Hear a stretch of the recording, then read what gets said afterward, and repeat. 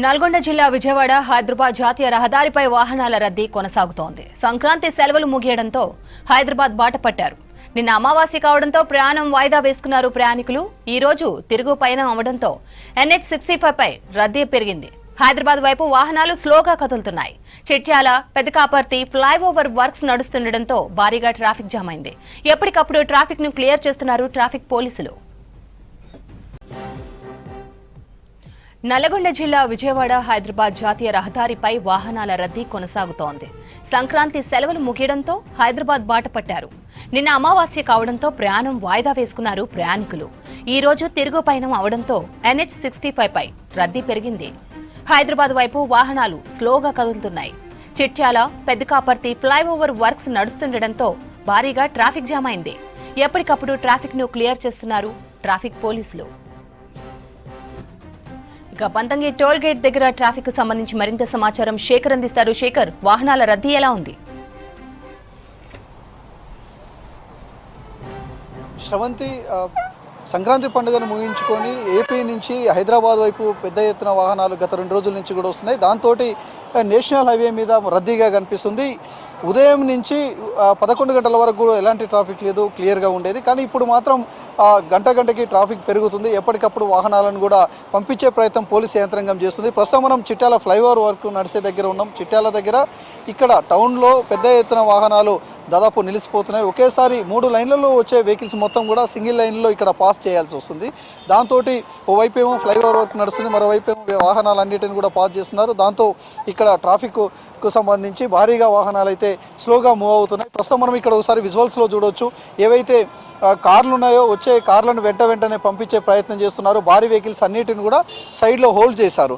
అంటే ఈ వెహికల్ ఎప్పుడైతే ఇక్కడ పాస్ అవుతున్నాయో మిగతా వాహనాలన్నీ కూడా ఆగిపోతున్నాయి. దాంతో ఇబ్బంది పడుతున్న పరిస్థితి కనిపిస్తుంది. దాంతో పోలీసులు ఈ భారీ వాహనాలను పక్కకు పెట్టేసి మిగతా కార్లన్నిటిని కూడా పంపించే ప్రయత్నం అయితే చేస్తున్నారు. గత 1 అవర్ నుంచి కూడా నేషనల్ హైవే దాదాపు NH65 పై మాత్రము భారీగా వాహనాల రద్దీ కనిపిస్తుంది.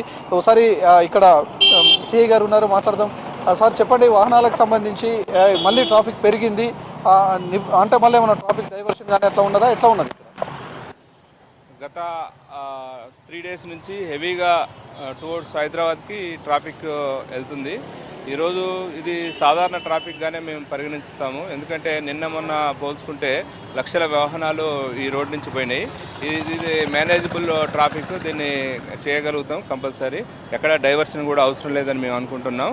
బట్ సరైన ప్రణాళిక, హార్డ్ వర్క్ ఇవన్నీ ఉంటే ఖచ్చితంగా ఎంత పెద్ద ఆర్డీస్నైనా దాటొచ్చని మా ఎస్పీ శ్రీ చరచంద్ర పవార్ సారు గైడెన్స్లో అర్థమైంది. సారు క్లియర్గా ఈ డైవర్షన్స్ ఎట్లా చేయాలి, దీనికి ఏం చేయాలి అని చెప్పేసి బందోబస్తు ఇచ్చి మెన్నునిచ్చి 15 రోజుల నుంచి సారు స్వయంగా విజిట్ చేసి మాకు అందరికి గైడెన్స్ ఇచ్చి ఈరోజు చిన్న ఇన్సిడెంట్ లేకుండా ఇంత పెద్ద లక్షల వాహనాలని సుమారు ఈ సంక్రాంతికి 7-8 లక్షల వాహనాలు పోయినాయని మేము అనుకుంటున్నాం. అవన్నిటిని కూడా చిన్న ఇన్సిడెంట్ లేకుండా, ఎలాంటి ట్రాఫిక్ జామ్ లేకుండా పంపించడానికి మా ఎస్పీ గారి గైడెన్స్ అండ్ ప్రణాళిక మాకు ఎంతో ఉపయోగపడదని మేము అనుకుంటున్నాం. దీనికి డైవర్షన్ కూడా అవసరం లేదని కూడా మేము అనుకుంటున్నాం. ఉదయం ఇట్లా ట్రాఫిక్ ఉంది కదా, మళ్ళీ రాత్రి సమయంలో ఎక్కువ వాహనాలు పోయినట్టు దాదాపు ఇక్కడ నేషనల్ హైవే మీద ఈ వారం రోజులలోనే 7 లక్షలకు పైచిలకు వాహనాలు పాస్ అయినట్లు అధికారులు చెప్తున్నారు. సో రాత్రి వేళల్లో ఎట్లా ఉంటుంది ఇక్కడ పరిస్థితి?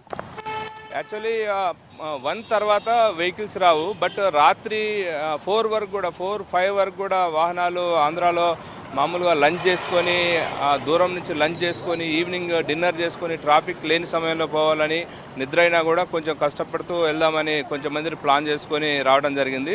దానివల్ల ఈరోజు రాత్రి 1 to 4 కూడా హెవీ ట్రాఫిక్ ఉంది. దాన్ని కంట్రోల్ చేసుకుని మార్నింగ్ 5 వరకు క్లియర్ అయిపోయింది.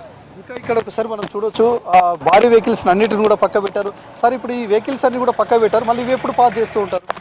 ఇమీడియట్లీ అంటే 4 వీలర్కి ఈజీగా కానీ మూవ్ అవటానికి కానీ 4 వీలర్ మూవ్ చేస్తున్నాం. తర్వాత ఎమ్మటే అది కొంచెం ఫ్రీ అయిన వెంటనే ఈ 4 వీలర్ కూడా లారీస్ కూడా ఎమ్మటే పంపిస్తాం. ఎక్కువ భువనగిరిలో ఉంటాయి, యూటర్న్ దగ్గర ఎక్కువ వెహికల్ స్టకప్ అవుతాయి కాబట్టి ఈ 4 వీలర్ని పంపించిన తర్వాత కొంచెం ఫ్రీ అవ్వగానే హెవీ వెహికల్స్ తీసుకోవడం జరిగింది. జనరల్గా సంక్రాంతి పండుగకి అక్కడ ఎట్లా ఉంటుంది? బాగా ఎంజాయ్ చేస్తూ ఉంటారు, మళ్ళీ వస్తుంటారు కదా, ఎట్లా ఉంటుంది సార్? మీరు దగ్గరుండి చూసిన వాళ్ళు మీరు అక్కడ అంటే కంటిన్యూస్గా ఈ సంక్రాంతి అనేది అందరికీ హాలిడేస్ వస్తాం వల్ల ప్రతి వాళ్ళు కూడా వెళ్ళి ఎంజాయ్ చేస్తారు.